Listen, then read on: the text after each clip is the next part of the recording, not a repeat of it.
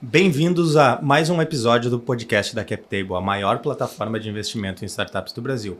Eu sou o Leonardo Zamboni, CRO da CapTable, e acompanho vocês aqui em todos os episódios.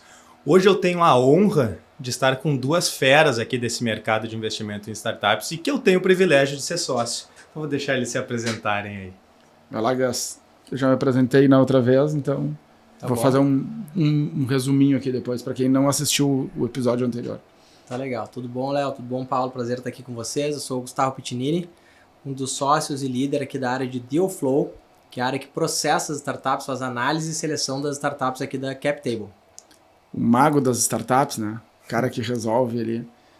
Piccinini, qual é a startup da semana, Piccinini? Acho que é a pergunta eu ouço essa mais... pergunta toda semana aqui, né? E prazer aí para quem não participou dos outros, não escutou os outros episódios. Eu sou o Paulo Deitos, cofundador e CEO da CapTable, aí com já 10 anos de experiência no mercado de crowdfunding e fazendo aqui com esse time de feras a diferença na maior plataforma de investimentos em startups do Brasil. Boa! Hoje o nosso tema vai ser sobre esse cenário atual do investimento em startups. 2021 foi um ano que a gente pôde acompanhar sempre novos recordes, captações gigantescas, novos unicórnios. Era praticamente toda semana, ou pelo menos todos os meses, a gente tinha anúncios disso. Em 2022, parece que pelo menos pelas notícias, esse cenário mudou bastante, né? A gente acompanha aí demissões, rodadas menores, anúncios de que está faltando dinheiro nesse mercado de venture capital, e hoje aqui a nossa discussão vai ser em torno disso, né? Para tentar entender bem esse cenário. Paulo e Gustavo, aí vamos definir uma ordem aí, né? Mas mais do que um momento de crise, vocês acreditam que esse é um momento de correção? Vou começar aqui então, Paulo. Eu acho que crise pode ser uma palavra forte para o mercado de startups, né? Acho que ele desconecta um pouco da economia real, mas por outro lado é um ambiente de investimentos e ele não tem como descolar 100%. Então tem um mar revolto acontecendo global, vamos dizer assim, tem uma recessão por vir, que eu acho que o mercado aproveita, né? O mercado de capitais ele é cíclico, acho que o mercado aproveita esse movimento, esse mar revolto para fazer a sua correção de preços, né? E isso inevitavelmente também atinge as startups de alguma forma. Então eu acho que a conversa vai por aí, Léo. Boa. Eu acho que tudo na natureza, economia, qualquer aspecto da nossa vida é cíclico, né? Como o Gustavo falou aqui também, e sempre tem um momento da euforia que se exagera e o momento da depressão que se exagera também, né? Eu acho que nós estamos no auge daquele quadrinho, para mim, aquele quadrinho que é um clube de alta classe, sei lá, de Londres ou de Nova York, né? Onde umas pessoas estão sentadas fumando charuto, bebendo uísque, e o mordomo do outro lado vai desligar o telefone e fala uma frase que uma pessoa desavisada, não prestando atenção, escuta sell, né, de vender, e ela se pergunta, é para vender? E daí o cara do lado, como assim vender?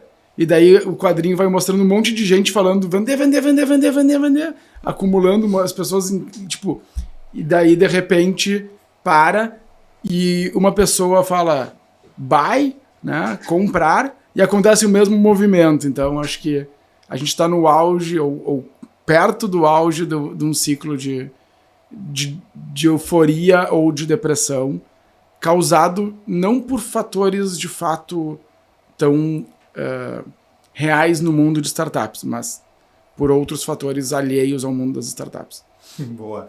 Pedir para a equipe aqui resgatar esse quadrinho, achar de alguma maneira no Google, que a gente vai postar nos nossos stories lá. Eu vou procurar aqui e já mostro. No dia do lançamento do episódio vai estar lá. Quem nos acompanhar por aqui vai ver esse quadrinho. Vamos começar então pelos queridinhos, pelo menos das notícias da mídia, que são os unicórnios, né? Os unicórnios que são aquelas startups avaliadas em mais de $1 bilhão. Como que vocês imaginam, com esse cenário de cheques menores, reajustes dos valuations, de repente rodadas mais longas no período de captação entre uma e outra, como vocês acham que fica a situação para os unicórnios?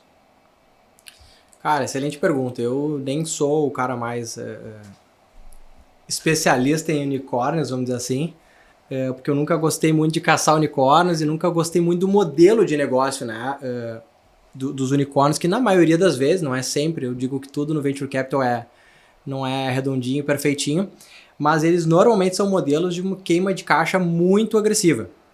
E eu acho que esse tipo de modelo de startup deve sofrer mais que os modelos mais conservadores neste momento, né? Por isso, eu acho também grande parte desse movimento de desaceleração, de demissões que vem acontecendo, também por conta disso, né? As startups estão vendo que os próximos rounds vão ficar mais difíceis e elas precisam desacelerar mais agressivamente.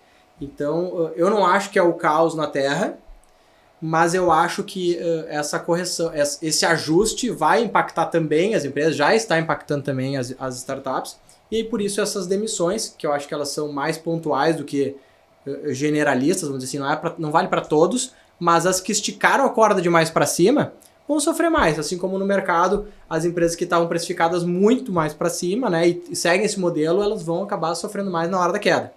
É um pouco da linha do que o Paulo falou também, cara. Quando tu vai muito pro extremo, tu tende a cair mais também na hora da descida. Então, passamos um momento de super liquidez no mercado, isso não só no Brasil, mas também nos Estados Unidos, no último ano, onde eu moro, lá percebi muito também isso. Agora a gente vai viver um período de ajuste. A gente não sabe o tamanho desse período de ajuste. Talvez o Brasil sofra menos, porque ele já estava mais descontado, mas isso a gente não tem bola de cristal aqui, né, Léo? Então eu acho que vamos pagar para ver aqui literalmente o que vai acontecer. O que falar além do que ele já falou é um pouco, né? Eu acho que a principal mudança para os unicórnios é a mudança de foco, né?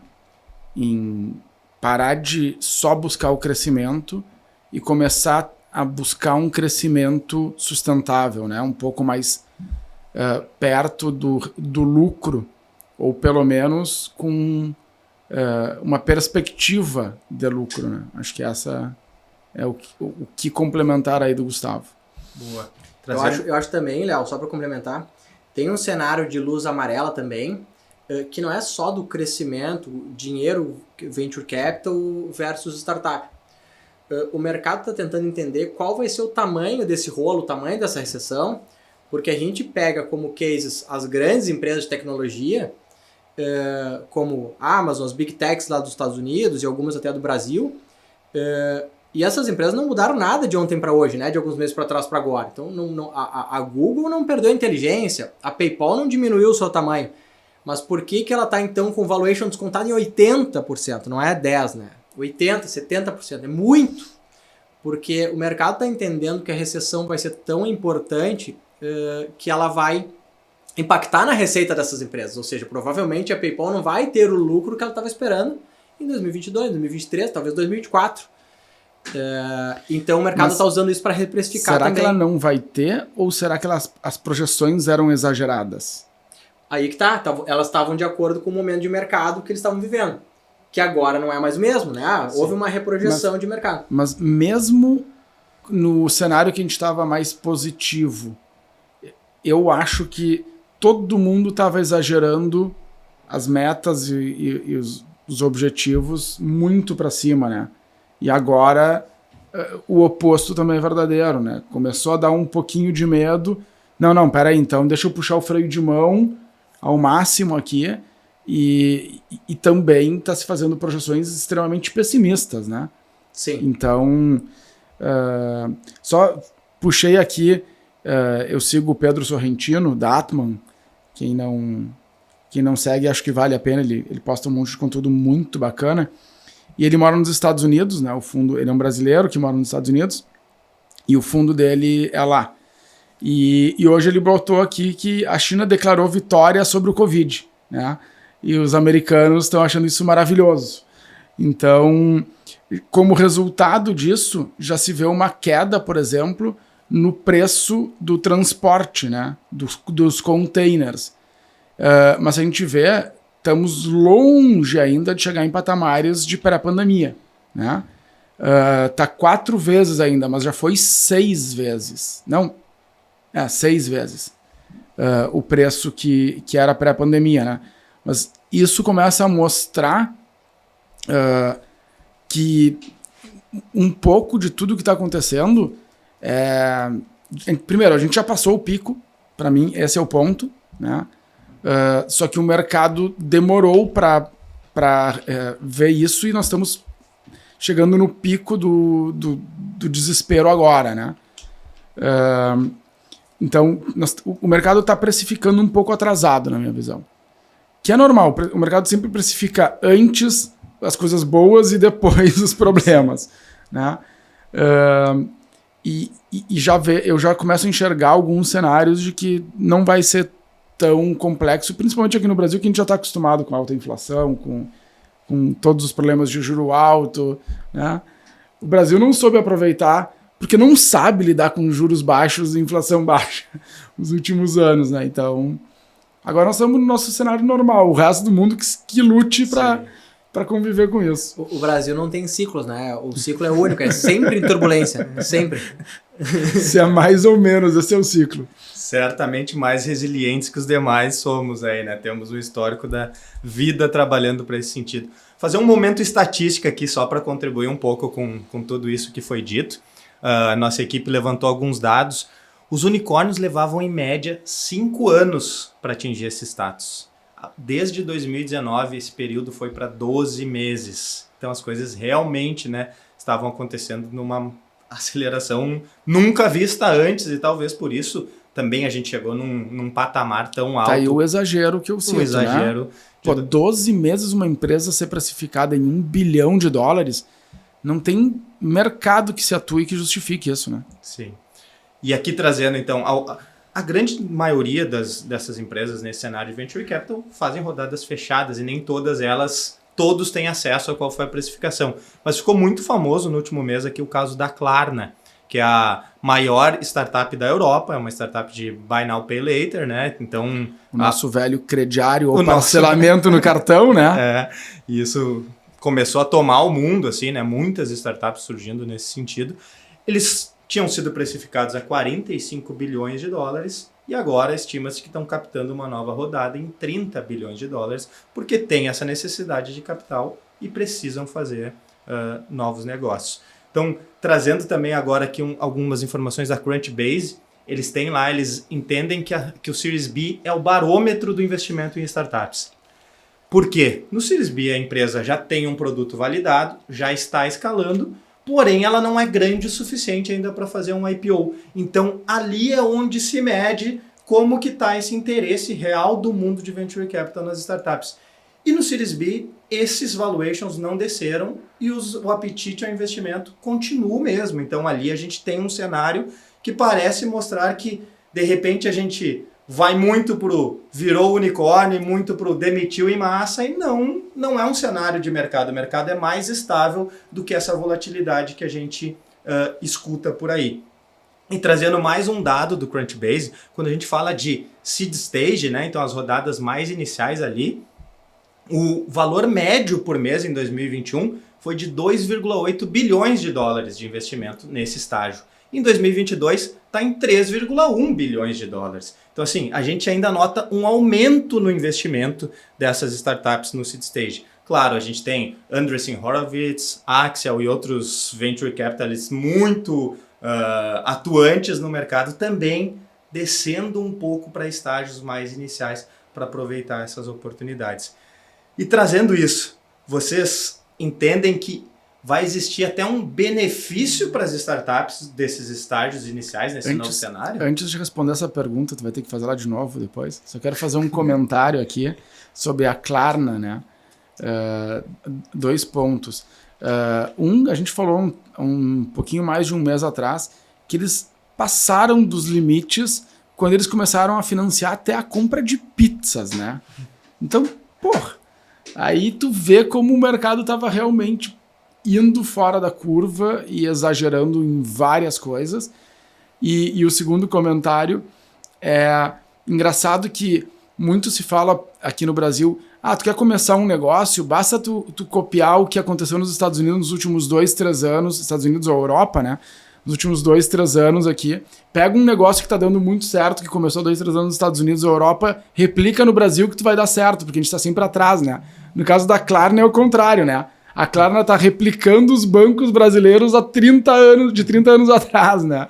Então, engraçado porque realmente o que a Klarna faz nada mais é do que o nosso crediário ou o parcelamento do cartão, que não é uma realidade nos Estados Unidos e Europa, né? Exatamente, isso que eu ia comentar, cara. Parece algo simples, tão tradicional para o Brasil de tanto tempo e realmente nesse aspecto a gente está muito na frente aqui no Brasil. Nos Estados Unidos também não é algo tradicional, tem entrado cada vez mais forte. A história do Buy Now Pay Later, a Amazon tem a questão do parcelar no cartão, o PayPal, mas não é do costume do americano fazer compras menores, né, parceladas. O que eles fazem lá, né, que é por isso que eu acho que a Klarna virou tanto sucesso, é permitir com que tu pague o cartão menos, né, e os juros do parcelamento do cartão, da fatura do cartão, não é tão abusivo como é no Brasil. Então, acho que ali é um pouco de onde as Buy Now, Pay Later entram e fazem tanto barulho. E a pergunta era sobre o Series B e Early Stage, né? E o que mais? Focada no Early Stage. Então, se esse cenário de repente, uma volatilidade maior nos outros estágios, trazendo esse dinheiro para o seed stage, se isso beneficia essas startups em estágios iniciais. Eu acho que não muda muito, não, porque eu acho que esses fundos não conseguem chegar em startups tão iniciais, né? E a gente adora falar isso por aí, todo mundo fala que os fundos querem chegar mais em early stage, a gente diz, mas eles não conseguem chegar nos tickets mínimos, mas poucas são as vezes que a gente tem a oportunidade de explicar o porquê que eles não conseguem chegar, né? Porque parece tão óbvio. Se o cara já investe 50 milhões de dólares, ou 50 milhões de reais, ou 20 milhões de reais numa startup, por que ele não consegue investir 1 milhão, 500 mil, né? E basicamente porque o custo da estrutura dele não se sustenta investindo em pequenas startups, né? Porque ele vai precisar de mais gente ainda do que ele já tem, que são pessoas caras, né? Para fazer a análise, para fazer o acompanhamento e para fazer o desinvestimento depois. E a quantidade a rentabilidade que essas startups vão ter que trazer é muito, muito grande, porque afinal de contas, quando tu investe em startups, tu cria um portfólio, porque tu acredita que algumas não vão dar certo, outras vão dar um pouquinho e algumas vão dar muito, né? Então, essa média ele tem que acertar muito bem para poder pagar a conta de tudo.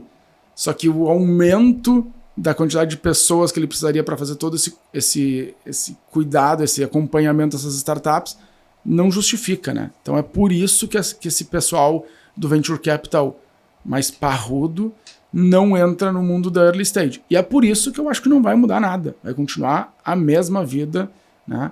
E quando, eu já tenho falado isso também nos últimos tempos, quando começou esse cenário de diminuição dos investimentos em startups no mundo, eu tenho dito que isso não vai afetar as empresas médias para baixo, vai afetar as grandes, né?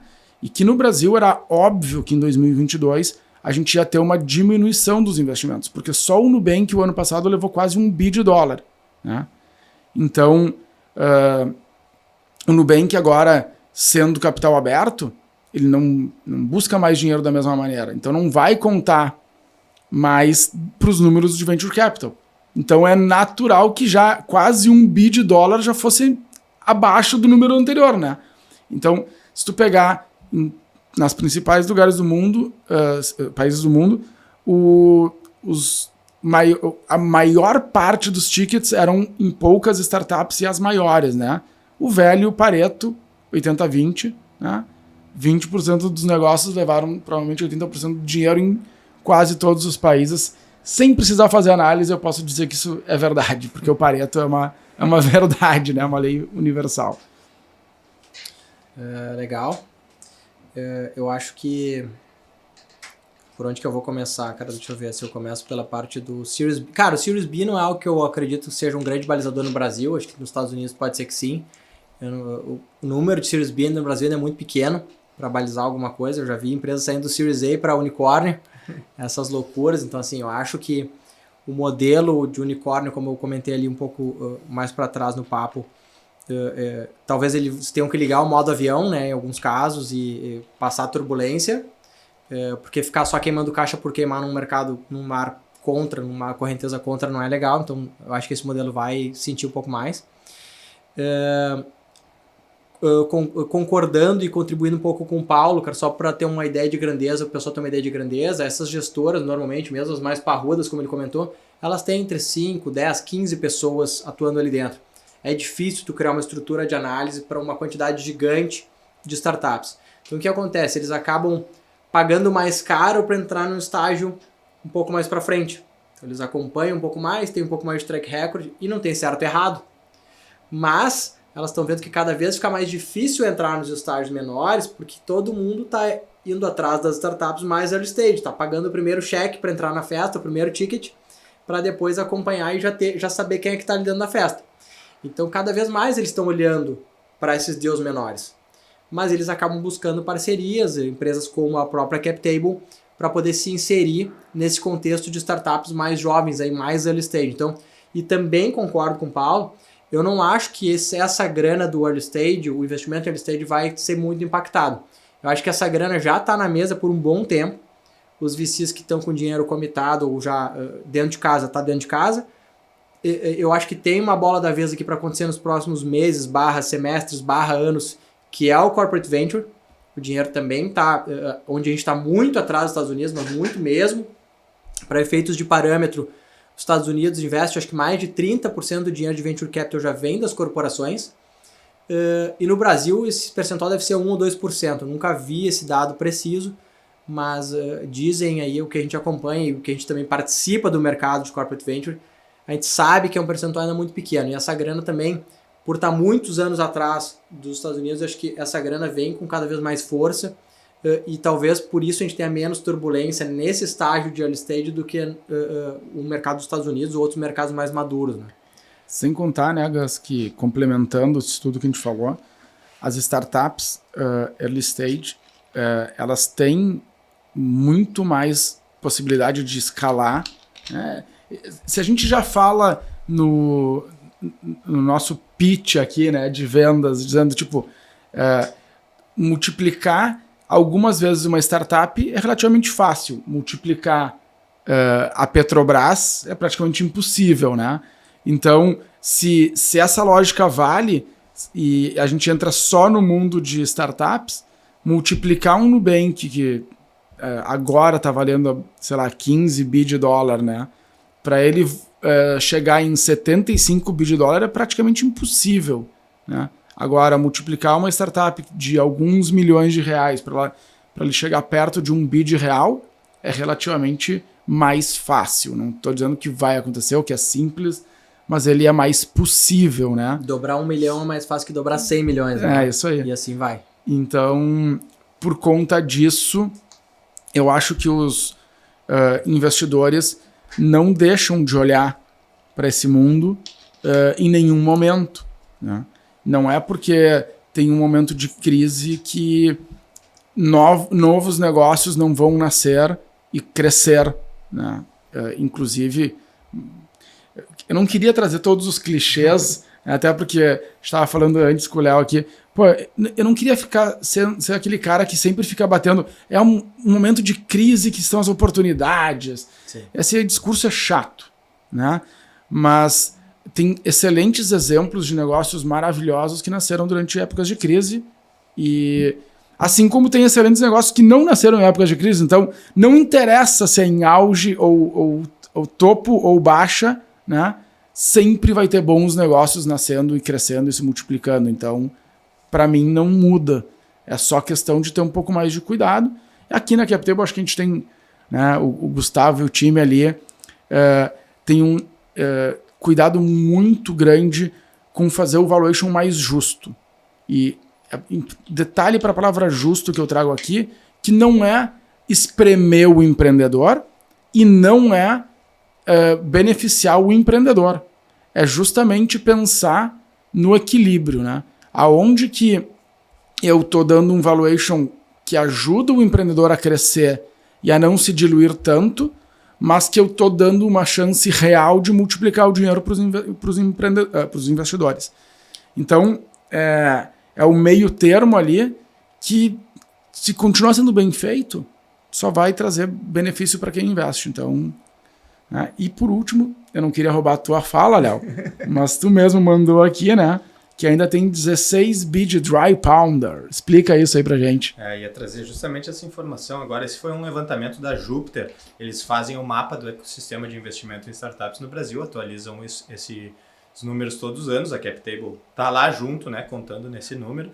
E ele trouxe que os fundos, os grupos de anjos, aceleradoras, corporate não está junto nesse relatório. Mas todas essas que já captaram, esse dry powder é o valor já captado pelo fundo, mas que ainda não foi alocado. Então existe 16 bilhões só desses fundos que anunciaram ter. Então é possível que ainda exista mais dinheiro do que isso, porque após essa pesquisa ainda teve o anúncio do headline da XP com quase R$1 bilhão aí captado também. Então o valor para ser alocado ainda é muito grande.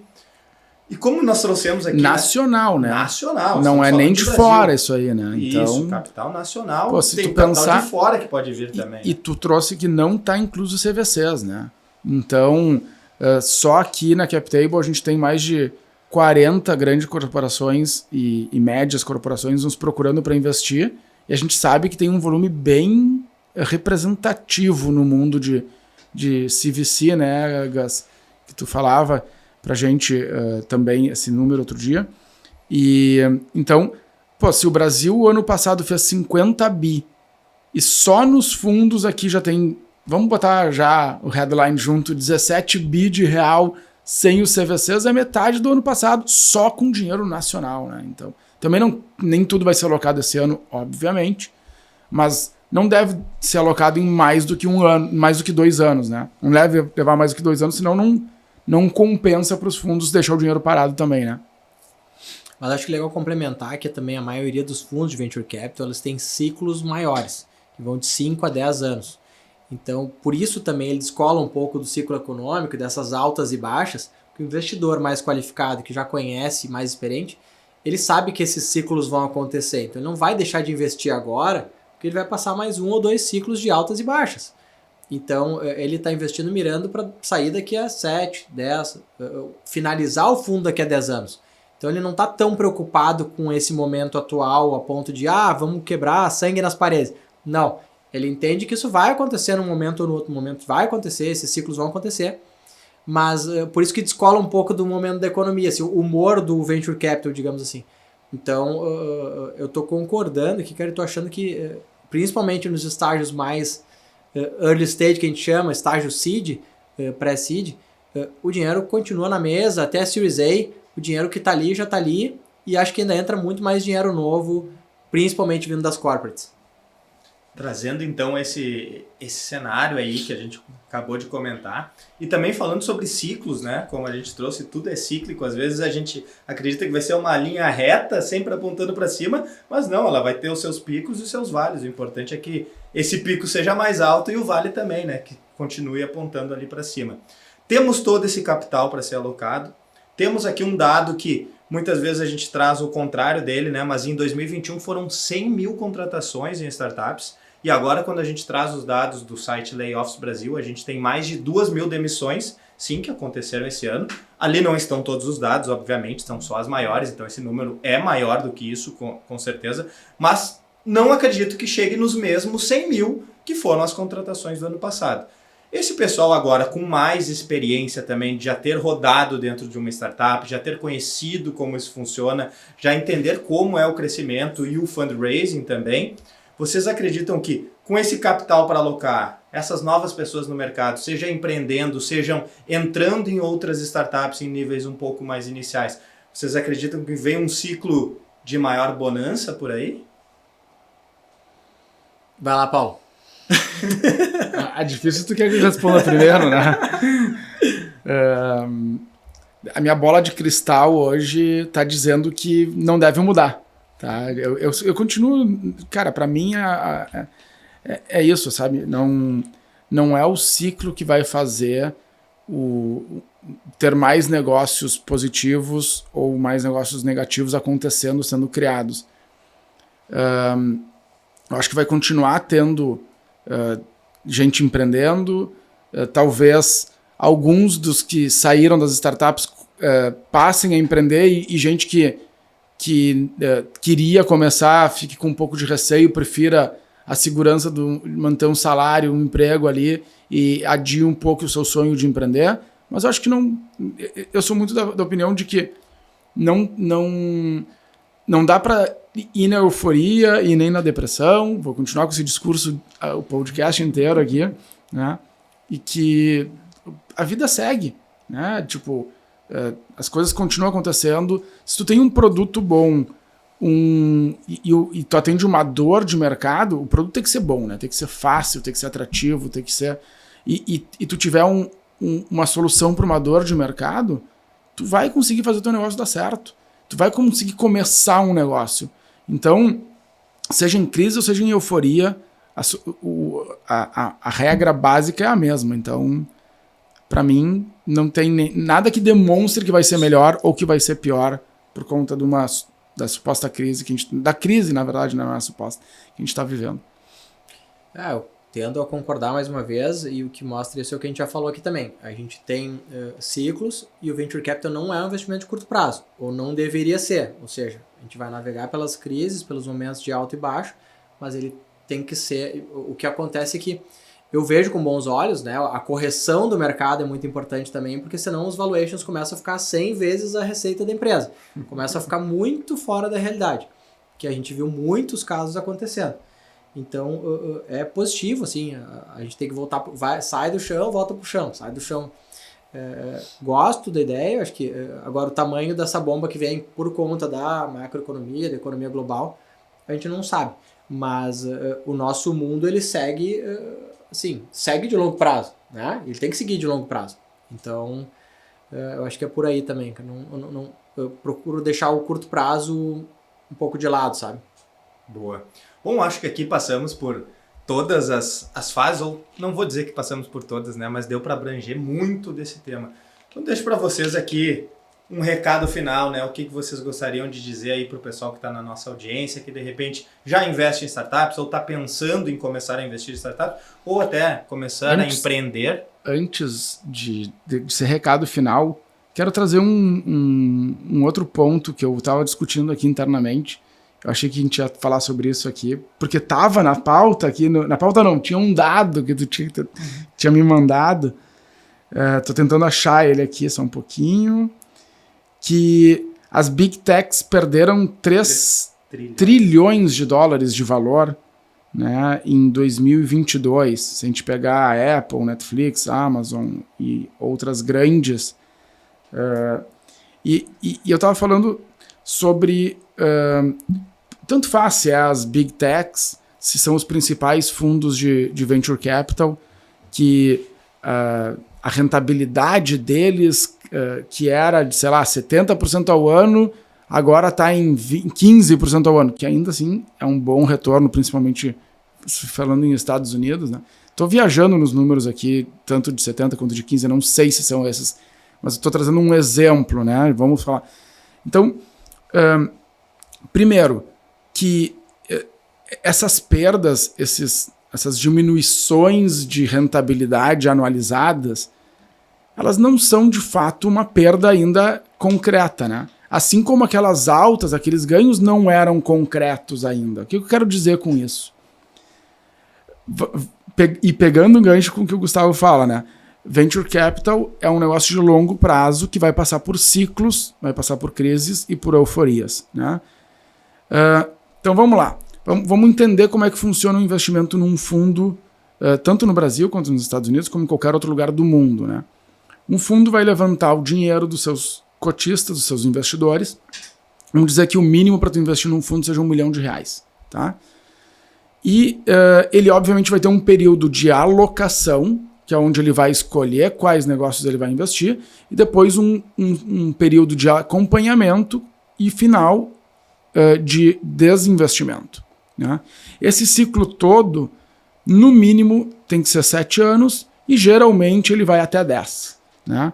Então, durante esse período, não é que aquele fundo vai investir durante 10 anos, não. Ele geralmente vai investir nos 2 primeiros anos, talvez 3, dependendo da situação. Né?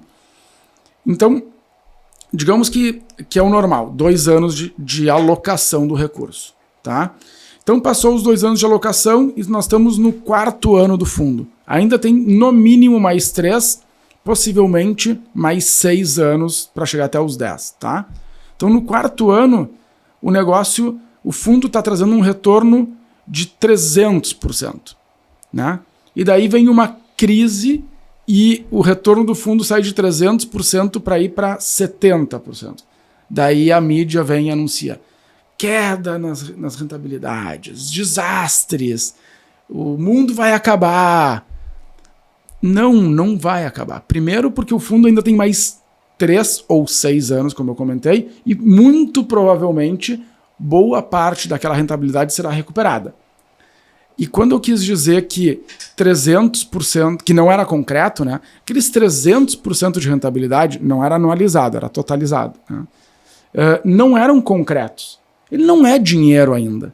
Né? Por que ele não é dinheiro? Ele é um papel que está valorizado porque o valuation das empresas que foram investidas pelo fundo vale mais, né? Porque alguém pagou. Mas o fundo não tem o dinheiro. O fundo tem um investimento naquele negócio, uma cota, uma ação, né? Um contrato de investimento que vai ser convertido em participação.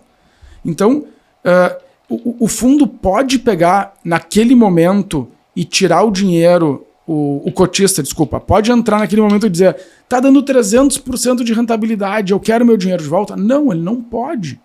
Então aquele dinheiro não era concreto, não era verdade, ele era precificado baseado numa participação. Assim como a perda agora é a mesma coisa. Ele não pode chegar lá e dizer, meu Deus, está acabando o mundo, estou perdendo rentabilidade, e tirar o dinheiro e levar os seus 70% de rentabilidade fictícia que a gente está fazendo aqui. Não pode, entendeu? Ele vai ter que continuar esperando até pelo menos o início do ciclo de desinvestimento ou arranjar alguém, em alguns fundos, quando isso é permitido, para comprar parte dele. Né?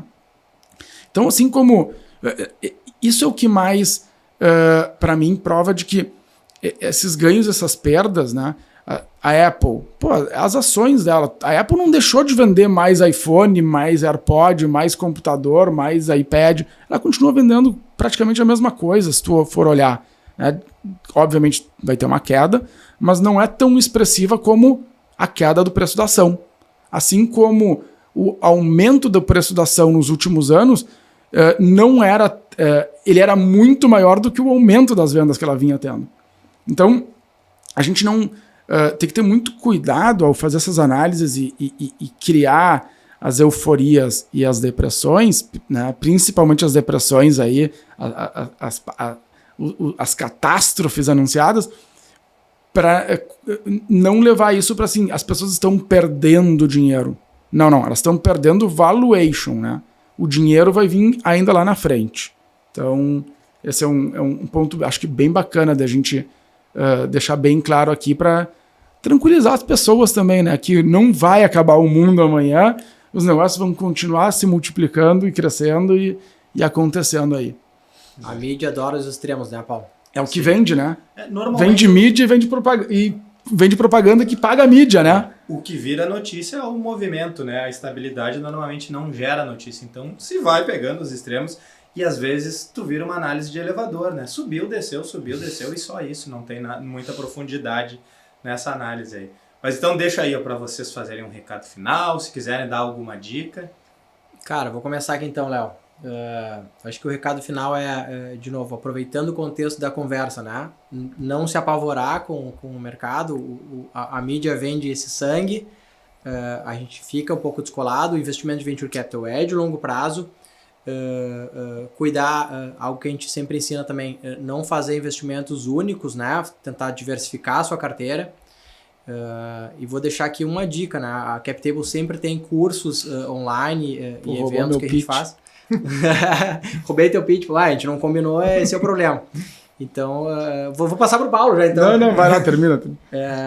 Eu queria dizer assim, é muito legal se informar, conhecer, né, participar dessa parte também educacional, principalmente quem não conhece, para entender justamente isso, né, e não fazer cagada, ou entrar numa startup imaginando que vai sair no ano que vem ou daqui a alguns meses. É um investimento de longo prazo. Acho que essa é a principal dica, assim, tomar esse cuidado, mas também não se apavorar com esse sangue todo que está aí nas notícias, porque eu acho que tendo os devidos cuidados, as early stages continuam sendo aí uma boa opção. Continua sendo um bom momento, até porque os preços, né, os valuations caem, então vira uma boa oportunidade, né? Sempre que tem alguém vendendo, tem alguém comprando. Então, acho que é por aí. Vai lá, Paulo. Eu acho que ele roubou meu pitch, né? Então, acho que criem a sua tese, né? Para isso tem um curso da CapTable que te ensina a montar uma tese. Brincadeiras à parte.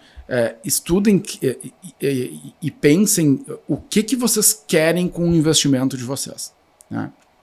Então, criem ali critérios e busquem seguir esses critérios, né? A máxima do mundo de investimentos é que se tu aportar mensalmente uma quantidade pequena, quando depois de 30, 40 anos, isso aí é algo monstruoso, milhões, e te garante a aposentadoria. Mas tu tem que todo mês manter a regularidade, né? Não adianta tu ir lá e num mês investir R$200 mil, depois ficar 3 anos sem investir nada, e daí depois botar mais R$50 mil, e daí durante um ano botar 50 mil. Não é, até pode funcionar, mas é muito mais fácil fazer pequenos aportes, pequenos investimentos constantemente ao longo de muito tempo, né? Então, seguindo essa regra, cria uma tese, sempre que tenha uma oportunidade aliada, né, alinhada com essa tese, faz o teu investimento. Porque não é o de investimento durante a crise que vai dar mais certo que o investimento daqui a 1 ano ou daqui a 10 anos, né? Mas é a sequência desses investimentos ao criar o portfólio que vai fazer com que a tua rentabilidade seja excepcional, né? Seja acima da curva tradicional de renda fixa. Então, a sequência, não parar é mais importante do que acertar o... Acertar uma só. Eu ia falar o velho chavão do mercado financeiro, né? O cu da mosca. Então, tu não vai acertar, né? Tu não vai comprar na mínima e vender na máxima.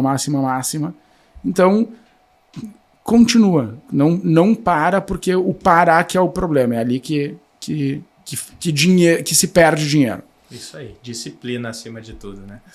Muito obrigado, Paulo e Gustavo. Ótimos insights por aqui. Agradeço também a todo mundo que se manteve aí na nossa audiência. Deixo o convite para que vocês acompanhem as nossas redes sociais, assinem a nossa newsletter 1248, que lá tem sempre um conteúdo de ótima qualidade. E também deixem suas mensagens nas nossas redes sociais. É muito bom quando o papo extrapola essa conversa aqui, né? Chamamos vocês, têm visões diferentes, de repente discordam de alguma coisa que foi dita, mas fiquem à vontade lá para a gente continuar esse assunto, essas discussões. Um abraço e até a próxima.